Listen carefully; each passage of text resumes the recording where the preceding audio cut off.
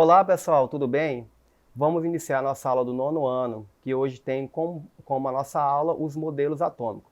A aula passada nós começamos a falar sobre as propriedades da matéria. Vimos que a matéria então ela é constituída de diversos elementos e vamos se aprofundar hoje mais falando aí sobre os modelos atômicos.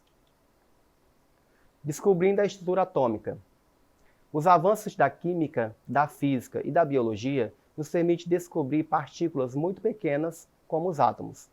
Contudo, mesmo com todas as tecnologias desenvolvidas e os conhecimentos já descritos e divulgados, provavelmente ainda assim não conseguimos resolver. Afinal, do que é constituído toda a matéria do universo? Os seres humanos são naturalmente curiosos. Uma das perguntas mais frequentes é: de que somos formados? Ao longo de toda a nossa história da humanidade, tentamos buscar uma resposta para essa pergunta. Então, nos perguntamos de que nós somos feitos, de que é feito o nosso corpo. Nós somos feitos de partículas muito menores. E essas partículas muito menores, elas têm um nome. E esses nomes são os átomos. Vamos entender como é que se dá a estrutura desses átomos e como eles foram descobertos a partir de anos.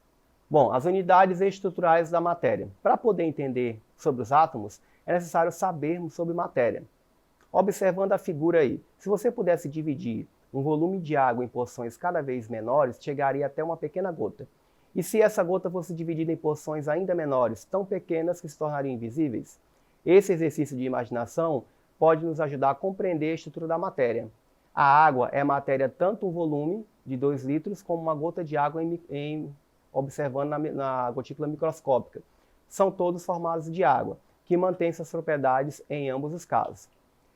A menor porção possível da água é a molécula da água.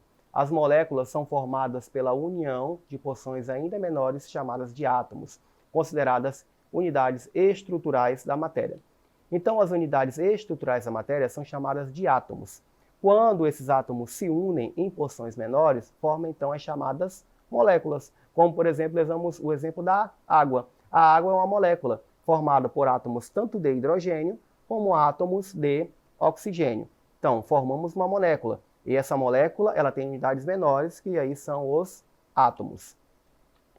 Então, o que é átomo? Átomo é a unidade básica da matéria, isto é a menor parcela que um elemento pode ser dividido sem perder suas propriedades. São parcelas muito pequenas da matéria, tão pequenas que não podem ser enxergadas em microscópios comuns. A ideia de que a matéria pode ser dividida em pequenas partes até que se chegasse a uma unidade tão pequena que não pudesse ser dividida, existe desde o tempo da Grécia Antiga. Então, desde a Grécia Antiga, os pesquisadores, filósofos, cientistas já tentavam aí dividir essa matéria em pequenas quantidades ou pequenos pedaços, mas eles nunca conseguiam chegar a um pedaço cada vez menor, porque ficaria indivisível, e aí a gente não conseguiria ver a olho nu, nem mesmo em microscópio. Então, por isso que essas unidades menores da matéria são chamadas de átomos. Então, a figura mostra aí que nós temos aí um núcleo. Esse núcleo está rodeado pela eletrosfera. Esse aí é uma forma dos modelos atômicos que existe. E vamos ver aí nas próximas slides. Vamos estudar então o modelo atômico de Dalton. Ao longo dos anos, diversos modelos tentando explicar a estrutura dos átomos foram criados. Na busca por um modelo plausível, vários foram elaborados, mas somente 3 ganharam destaque. Desenvolvido pelo professor John Dalton em 1803, o modelo foi conhecido como modelo da bola de bilhar, pois, segundo ele, os átomos eram esferas maciças, indivisíveis e indestrutíveis. Observem aí essa figura, Ela é uma bola maciça, como se fosse uma bola de bilhar ou uma bola de sinuca. Nesse caso, essa matéria aí, ela é indivisível, indestrutível. Fica difícil de você quebrar. Se você já viu uma bola de bilhar, que é a mesma bola de sinuca, observa que ela é difícil de quebrar, Porque ela tem uma rigidez muito grande. Então, Dalton, ele comparou o primeiro modelo atômico a isso, a uma bola de bilhar, por ela não ser indivisível. Modelo atômico de Thomson. Em 1803, o modelo atômico de Thomson ficou conhecido como modelo do pudim de massas. O átomo, segundo o cientista, é uma esfera de carga elétrica positiva, não maciça e que nele se encontram cargas negativas estáticas distribuídas uniformemente de modo que sua carga elétrica total é nula. Olhando a figura, nós temos o exemplo aí de um pudim de massas, né? Esse formato redondo nos dá as características, tem tanto cargas aí positivas como cargas negativas espalhadas por todo esse círculo aí. Então esse modelo ficou conhecido como pudim de massas, porque dentro dessa massa ficavam tanto cargas positivas como cargas negativas. O modelo atômico de Rutherford. A partir dos estudos e experimentos, o físico Rutherford afirmou que o átomo era nucleado e sua parte positiva se concentrava num volume extremamente pequeno, o que seria o próprio núcleo. O modelo ficou conhecido como modelo atômico planetário, na qual os elétrons se movem em órbitas circulares ao redor do núcleo. Então, olhando a figura, nós temos que o núcleo aí ele fica no centro, né? E aí esse núcleo, ele tem carga positiva. Ele fica no centro com carga positiva.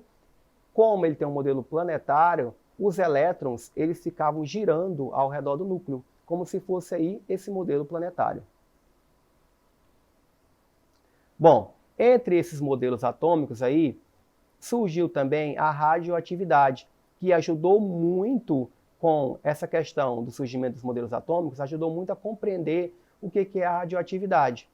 Em 1895, o cientista alemão Wilhelm Röntgen, 1845-1923, trabalhando com descargas elétricas em gases, descobriu acidentalmente que do tubo de raios catódicos eram emitidos radiações que conseguiam sensibilizar películas fotográficas. Essas radiações, um tipo de onda eletromagnética, deu origem à origem desconhecida que foram denominadas de raio-x. Então, o raio-x, né, que nós conhecemos hoje, que tem em hospitais, em UPAs, né, é aquele aparelho que nós ficamos lá posicionados e lá ele bate uma espécie de fotografia. E aí ele consegue emitir a imagem de dentro para um filme fotográfico. Então, Roche ele fez isso. Ele conseguiu descobrir por essa matéria de átomos o que é então essa radioatividade. Radioatividade é um fenômeno que consiste na emissão de partículas de radiação devido à instabilidade do núcleo de alguns elementos. E o que foi que ele fez? Ele pegou a mão de sua esposa, né? E aí, observa que a figura tem até uma aliança, né?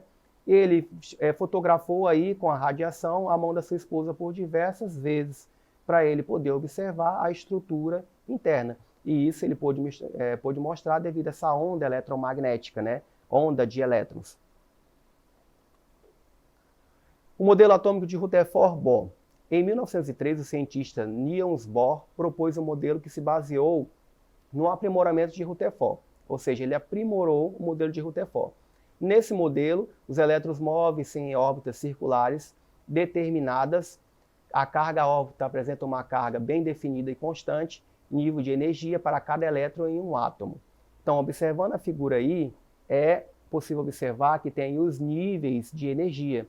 Esses níveis de energia está rodeado aí em cada camada. Então, nós temos aí um núcleo central e nesse núcleo nós temos camadas, né? Essas camadas aí são chamadas níveis de energia, que é a camada que os elétrons eles estão circulando esse núcleo, que esse núcleo ele é positivo. Então, agora vamos para o exercício. Vamos tentar aprender aquilo que nós vimos nessa aula. Questão número 1. O primeiro modelo científico para o átomo foi proposto por Dalton. Esse modelo foi comparado a bola de tênis, B, bola de futebol, C, bexiga de água, D, bola de bilhar. Questão 2. No modelo atômico proposto por Thomson, o átomo era visto como uma esfera maciça. E questão número 3. Por que o modelo atômico proposto por Rutherford é conhecido como modelo planetário? Vamos lá? Será que vocês lembram das respostas? Bom, então, o primeiro modelo científico para o átomo proposto por Dalton, ele considerou como a chamada bola de bilhar, ou seja, é uma esfera maciça, dura e que era indivisível.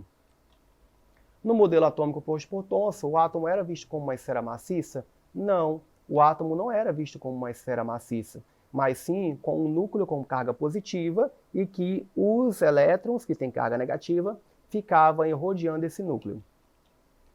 Por que o modelo atômico proposto por Rutherford é conhecido como modelo planetário? O modelo ficou conhecido como modelo planetário porque a distribuição dos elétrons no átomo assemelha-se às estruturas dos planetas do sistema solar. Então, para ficar melhor e conhecer o modelo de Rutherford, é só lembrar do modelo planetário. Nós temos um núcleo e nós temos aí os elétrons girando em órbitas durante o tempo que ele fica girando nesse núcleo. Então chegamos ao final da nossa aula, eu espero que vocês tenham aprendido sobre os modelos atômicos e espero você aqui novamente. Para mais informações e acessar essa aula, acesse a plataforma Eduque. Muito obrigado.